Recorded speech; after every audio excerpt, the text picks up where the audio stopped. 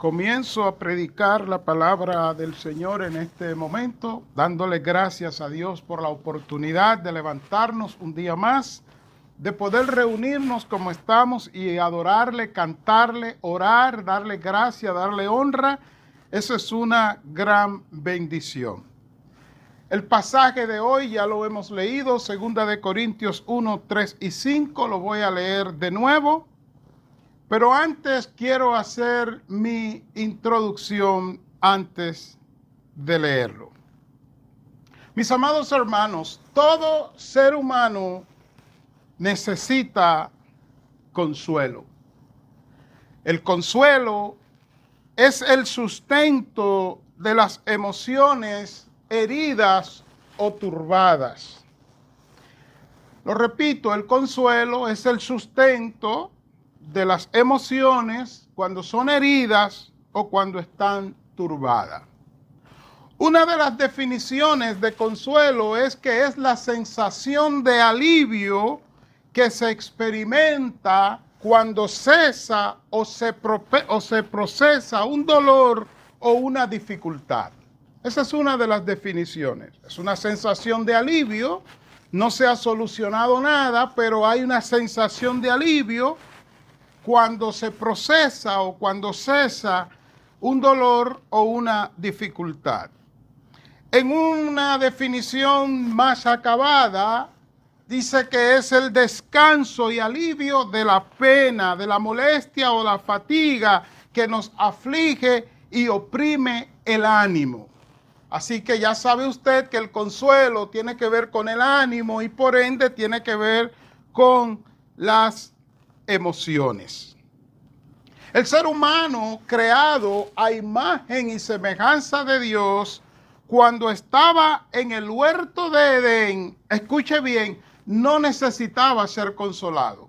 De hecho, Dios no nos creó para el consuelo. Nosotros no necesitaríamos el consuelo si no fuera porque nuestros padres, Adán y Eva, entraron en pecado, díganse en desobediencia, y escuche bien, esa desobediencia lo que trajo fue que turbó la mente del ser y más que turbarla, la debilitó porque entraron, según Génesis 3, tres sentimientos llamados sentimientos primarios. Son sentimientos primarios porque ellos forman la personalidad del ser, ahora del ser caído. ¿Cuáles fueron? Ustedes los conocen, el miedo, la vergüenza y la culpa. De manera que después de haber caído en pecado, todo ser humano nacido después de Adán y Eva, ahora necesita el consuelo. Recuerde que el consuelo es la sensación de alivio. No ha solucionado nada, pero hay una sensación de alivio. Ese es el consuelo. Debo definir entonces, si necesitamos ser consolados, si necesitamos consuelo, creo que debo definir ante ustedes qué es consolar. Porque creo que ya se dio cuenta que el consuelo nos llega, el consuelo lo recibimos a través de la consolación. Consolar es la acción de ayudar a una persona ayudar a otra, y escuche ahora, mediante caricias, buenas palabras, etcétera. Y esa persona ayuda a que disminuya su pena o su disgusto. Creo que también entendió entonces que al definir consuelo y consolar, creo que ya entendió que cuando fuimos creados por Dios, nosotros no necesitábamos el consuelo. Porque Dios nos creó de una manera que la voy a describir, que nosotros no necesitábamos que alguien se sentara a nuestro lado para acariciarnos, para darnos buenas palabras, palabras de aliento. No necesitábamos eso. ¿Por qué? Porque la Biblia establece que en el huerto de Edén Dios se manifestaba de manera presencial en el hombre. ¿Y quién era el consuelo del hombre? Era Dios. El hombre no conocía disgusto, no conocía tristeza, ni pena, ni dolor, porque estaba, escuche bien, en una perfecta e íntima comunión con Dios y dependía de Dios en todo lo que hacía. El hombre tenía adversidades, pero las adversidades del hombre en el huerto eran los retos que Dios les había puesto, que era ser el mayordomo de Dios, el hombre y la mujer, entiéndase usted y yo, mayordomo de Dios, o sea, administradores de la creación de Dios. Así que después del pecado necesitamos ser consolados. Creo que una vez más debemos decir lo que es consolar. La acción de ser consolado, ¿qué es? Es la acción de una persona ayudar a otra mediante caricias, buenas palabras, y lo ayuda a que disminuya la pena o el disgusto que está sucediendo. Después del pecado, como Dios es un Dios de amor, de paz y de esperanza, ¿qué vemos nosotros? Solo después del pecado vemos a Dios prometiendo en la Biblia que va a ser el consuelo de nosotros, el consuelo de su pueblo. Escucha lo que dice Dios. Como aquel a quien consuela su madre, así os consolaré yo a vosotros, y en Jerusalén tomaréis consuelo. Isaías 66:13.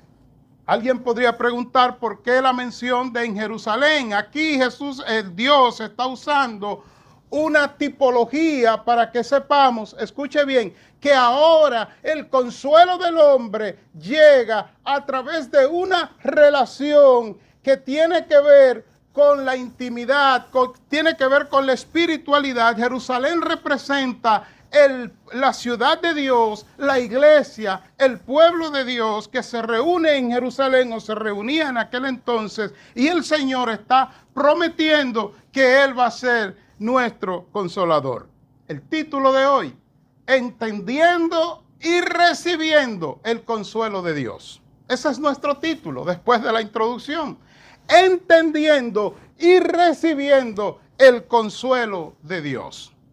Segunda de Corintios 1, 3 al 5 en la versión Palabra de Dios para Todos dice: bendito sea el Dios y Padre de nuestro Señor Jesucristo, Padre misericordioso y Dios que siempre nos da consuelo. Diga, siempre nos da consuelo.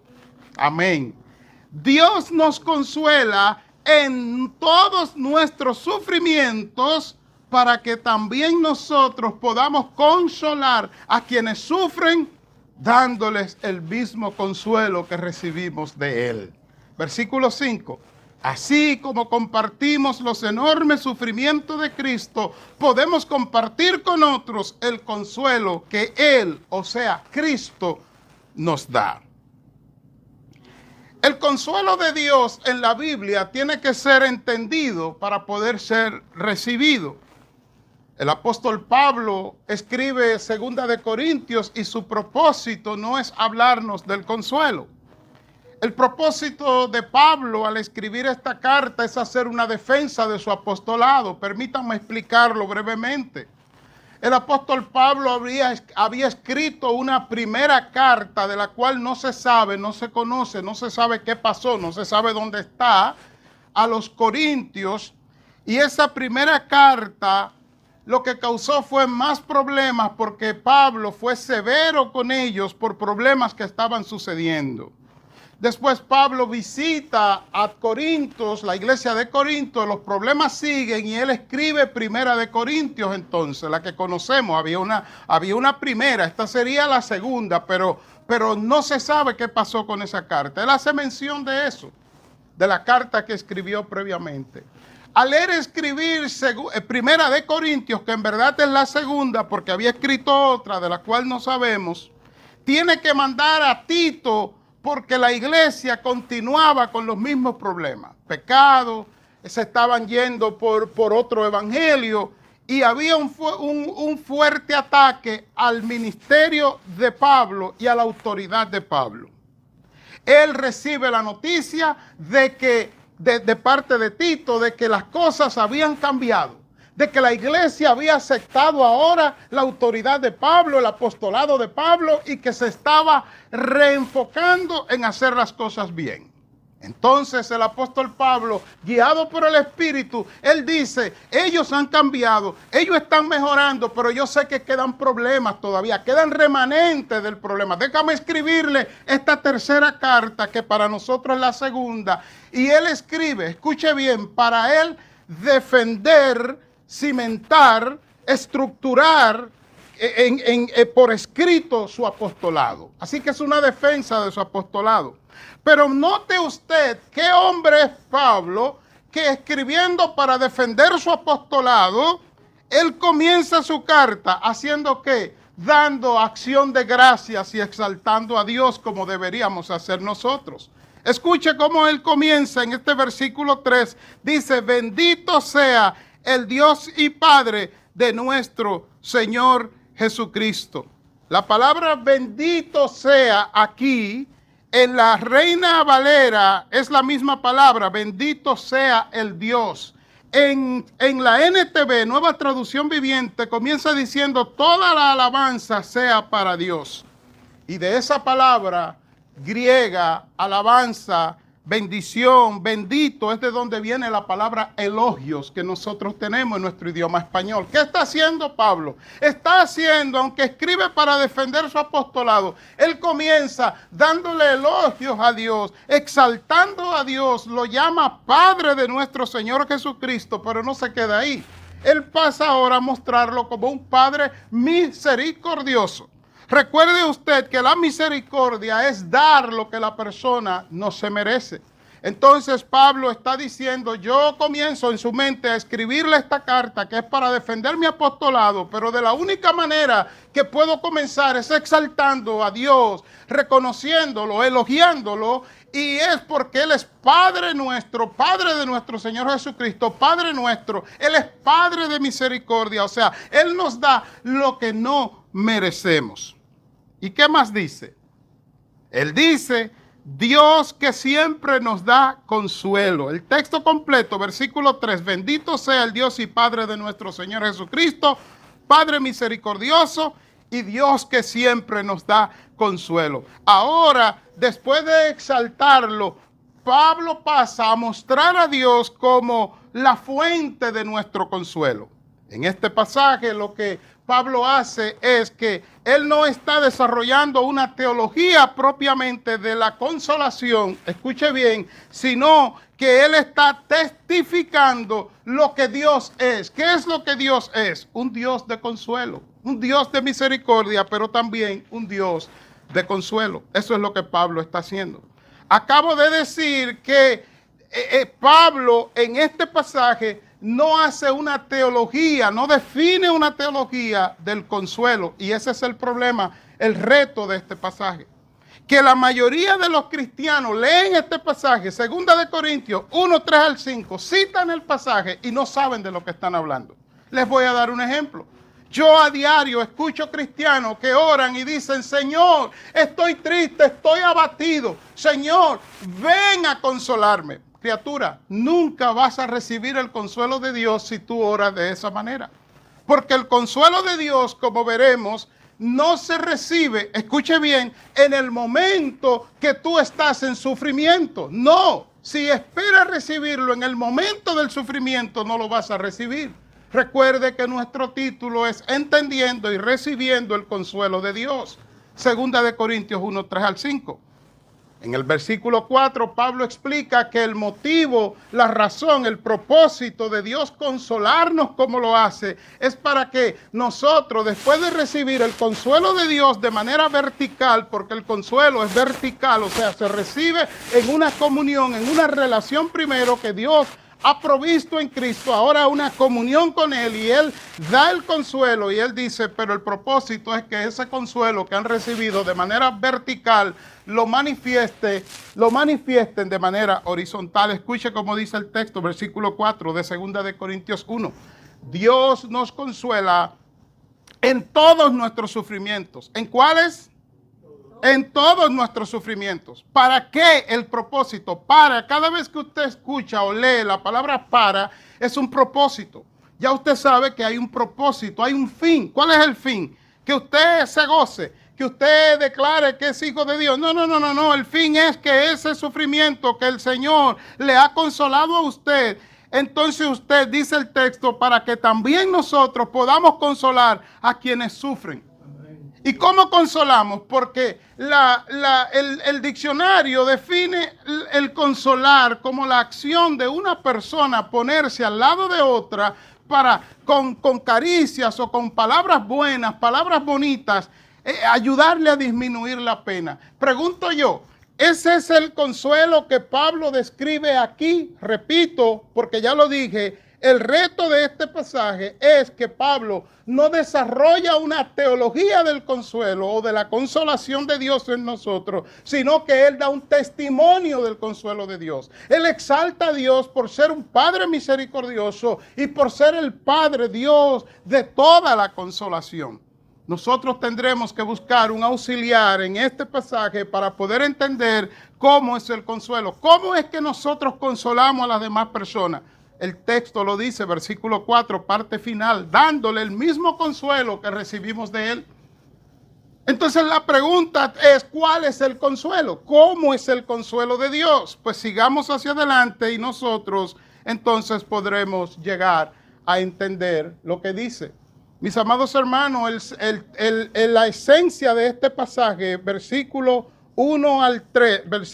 3 al 5 de 2 de Corintios 1, la esencia, la puerta por donde podemos entrar a un entendimiento se encuentra en el versículo 5. Leámoslo con cuidado.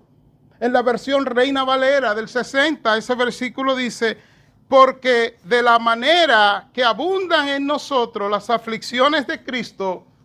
Ya vio por qué yo dije que si usted espera que en medio del sufrimiento usted ora, Señor, yo estoy sufriendo, consuélame, entonces usted no va a recibir consuelo. ¿Por qué? Porque en la Biblia el sufrimiento es algo normal. El sufrimiento es la consecuencia del pecado del hombre, la desobediencia del hombre. Escuche bien, y en el cristiano, el sufrimiento es el resultado de Cristo resurgiendo, renaciendo, resucitando en nosotros y transformando nuestras vidas. Eso mismo nos crea sufrimiento.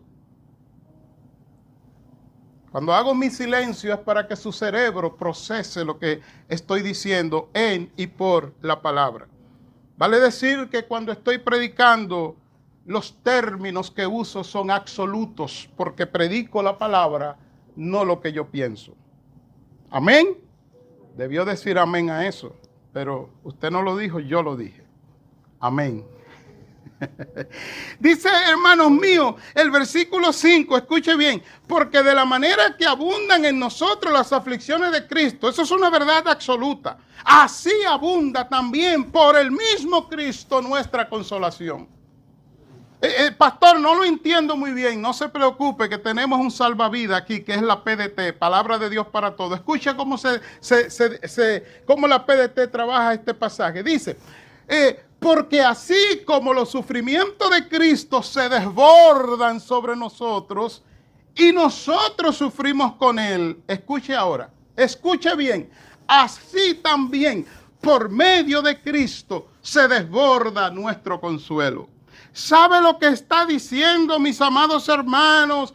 Este texto, este versículo 5, está diciendo que Jesucristo es el objeto de nuestro consuelo, pero también es la razón de nuestro consuelo. Veámoslo una vez más. Así como compartimos los enormes sufrimientos de Cristo, podemos compartir con otros el consuelo que Él nos da. Pero en la Biblia, Dios habla hoy, este pasaje dice de esta manera, porque así como los sufrimientos de Cristo se desbordan sobre nosotros y nosotros sufrimos con Él, escucha ahora, así por medio de Cristo, ahí está, el objeto del consuelo del cristiano es Cristo, por medio de Cristo.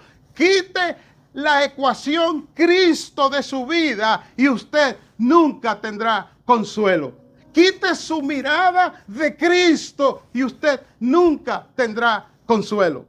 enfoque, escuche bien, enfoque su esperanza de consuelo en usted mismo. Ay, bendito, estoy sufriendo, Señor, y nunca tendrá consuelo. ¿Por qué? Porque es Cristo, dice, el medio. Cristo es el objeto. Cristo es la razón de nuestro consuelo. Pero si usted no lo entiende, veámoslo en un auxiliar en la Biblia para entenderlo mejor. Jesucristo se pone de pie y mira a sus discípulos y les dice, yo me voy, pero escuchen lo que les voy a decir, escúchenlo bien, la paz os dejo, mi paz os doy, yo no la doy como el mundo la da. ¿Y qué dice? No se turbe vuestro corazón, ni tengáis miedo. Mis amados, esas palabras absolutas de Cristo, yo les doy la paz. Y aquí la paz no es la ausencia de guerra. Aquí la paz es el estado de quietud, de tranquilidad, de confianza, de armonía entre la relación con Cristo que tenemos y nosotros aquí en la tierra. Dicho en palabras sencillas, porque me gusta simplificar los conceptos, es estar en la tierra, pero con los ojos puestos en Cristo. La paz os dejo, mi paz os doy, yo no la doy como el mundo la da. No se turbe vuestro corazón ni tenga miedo. Pastor, ¿podemos entender un poquito más? Claro que sí, porque Pablo no hace, repito, en este pasaje, no define una teología del consuelo, pero Jesucristo sí lo hizo. Jesucristo se pone de pie y le dice a los discípulos, ¿saben qué? Estas cosas os hablo para que en mí tengáis paz. En el mundo tendréis aflicción. Escúchalo, en el mundo tendréis aflicción. Él dice, pero confiad, yo he vencido al mundo. Juan 16:33. El versículo anterior es Juan 14:27. Pastor, como que estoy entendiendo.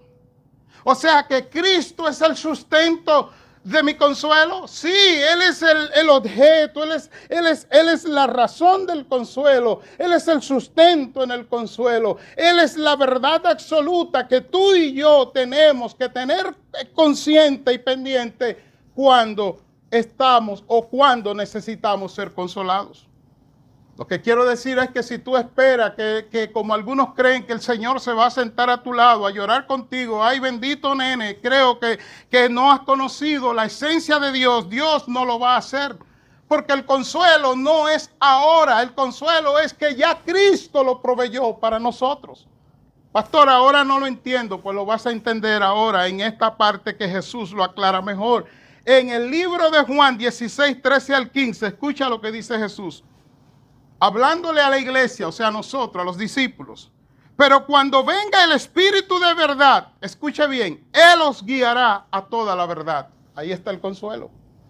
Porque no hablará por su propia cuenta, sino que hablará todo lo que oyere y os hará saber las cosas que habrán de venir. Ahí está el consuelo. Tú quieres consuelo en tu enfermedad. El Señor te da consuelo en la esperanza más allá de tu enfermedad. Eso es lo que dice aquí. Él te hablará, Él te consolará en las cosas que habrán de venir. Póngamelo en mi idioma. Está bien, vamos a hacerlo. Un idioma gráfico. Cuando estamos pasando por una situación difícil, el consuelo no es, sigue avanzando, tú vas a estar mejor, tú vas a estar bien. No, el consuelo bíblico apunta a Cristo. Y lo que hace el Espíritu a través de la palabra, como vamos a ver, es que Él te dice, sigue avanzando, aunque te vas desgastando, aunque vas muriendo, aunque vas empequeñeciendo, hay una vida eterna en Cristo, hay una vida de esperanza. Apunta a Cristo, mira a Cristo. No es el consuelo pasándote la mano, no es el consuelo diciéndote palabras lindas, no es el consuelo diciéndote todo va a estar bien, como hablan estos que dicen ser profetas. Yo los llamo charlatanes, porque en vez de tomar la Biblia y decir lo que dice la Biblia, le están diciendo a la gente cosas que no van a acontecer. Usted no dijo amén, pero eso vale un amén. Escuche lo que Él dice. Él me glorificará a mí, Él me glorificará porque tomará de lo mío y os lo hará saber. ¿Ven ustedes cómo Cristo es el medio del consuelo? El Espíritu Santo tomará de lo de Cristo y os lo hará saber. Ahí entra la Biblia. Cuando él dijo que lo va a guiar a toda la verdad, ahí entra la Biblia, ahí entra el discipulado. Creo que se dio cuenta que el consuelo de Dios, por eso el título, entendiendo y recibiendo el consuelo de Dios. El consuelo de Dios se recibe a través del discipulado cuando usted crece en el conocimiento de las promesas de Cristo en su vida y usted entra entonces a depender, o sea, a vivir en el señorío de Cristo y usted no se deja apabullar, no se deja disminuir de este mundo que va camino a la destrucción. Hay terremoto, ¿qué me importa si hay terremoto? Pastor, usted es un indolente. No, yo no soy un indolente, lo que soy es un confiado en Cristo, que si hay terremoto o no hay terremoto, Cristo, los terremotos hacen temblar la tierra, pero Cristo no tiembla. Pastor, está enfermo y usted va a morir muy pronto. ¿Qué me importa si voy a morir muy pronto si el vivir es Cristo y el morir es ganancia porque estaré con Cristo? Claro, no voy a morir ahora, pero allá Dios, Él es el que sabe. El consuelo apunta a Cristo. Y si usted lo ve así como Cristo lo ha desarrollado, entonces usted puede entender. Segunda de Corintios, usted lo podrá entender. Segunda de Corintios 1, 3 al 5. Y escuche cómo termina este pasaje. Todo lo que tiene el Padre es mío, por eso dije que tomará de lo mío y os lo hará saber. Juan 16, 13 al 15. Mis amados hermanos, he leído estos pasajes porque ellos están conectados con nuestro pasaje central. ¿Cómo lo sabemos? Porque la palabra consolar en la Biblia es una palabra en el idioma griego, se lo digo nada más para que usted vea la relación, que es la palabra parakaleo, que es pedir, invitar, animar, rogar, hablar cortésmente. Eso es lo que significa esa palabra consolar, que es parakaleo. Y la palabra que Jesús usa para definir al Espíritu Santo es la palabra, escuche bien, es el paracleto, que es el consolador. El parakaleo, o sea, el consuelo, lo lleva a cabo un consolador, que es el paracleto. Son palabras que tienen las mismas raíces, que significa llamar y poner al lado para defender y representar. Conclusión, porque voy a entrar en mi conclusión. Segunda de Corintios 1, 3 al 5 nos habla del consuelo de Dios.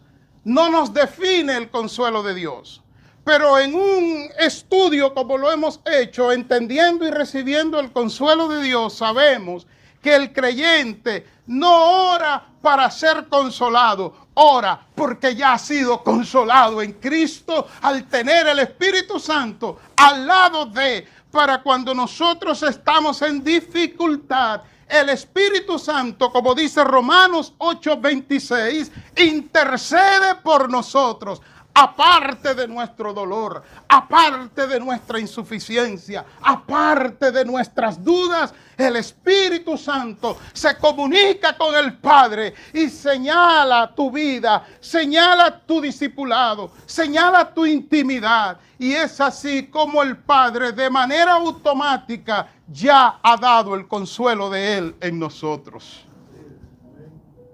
Conclusión, si entendemos el consuelo de Dios, no oremos más para ser consolados. Oremos más para profundizar nuestro discipulado, para llegar a un punto donde nosotros podamos cerrar los ojos en medio del dolor y a través de la fe ver a nuestro paracleto que producirá el parakaleo, o sea, el consuelo de Dios en nosotros, que es el Espíritu Santo a través de su palabra. Padre, gracias.